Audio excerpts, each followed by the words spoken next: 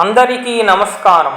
ఇప్పుడు మనం శ్రీమద్ రామాయణము సుందరకాండలోని సీతాదేవి జాడ తెలియజేయుట అనే ఘట్టాన్ని శ్రవణం చేయబోతున్నాం. హనుమంతుడు రాముని వద్దకు వచ్చి, ప్రభు, సీతమ్మ జాడ తెలుసుకున్నాను ప్రభు అంటూ సంతోషంతో చెప్పాడు. శ్రీరాముని ఆనందానికి అంతులేదు.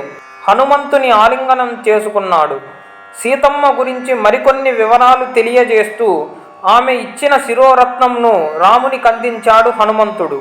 విభీషణుడి ధర్మనిరతిని ప్రశంసించాడు. లంకపై దండెత్తి సీతాదేవిని చెర నుండి విడిపించుకొని రావాలని వానర వీరుల సమక్షంలో రాముడు నిశ్చయించాడు. సుగ్రీవుడు వేగుల్ని పంపి సమస్త వానర వృక్షజాతుల వీరుల్ని కిష్కింధకు రావించాడు. కిష్కింధలో సమర సన్నాహాలు పూర్తి అయినవి.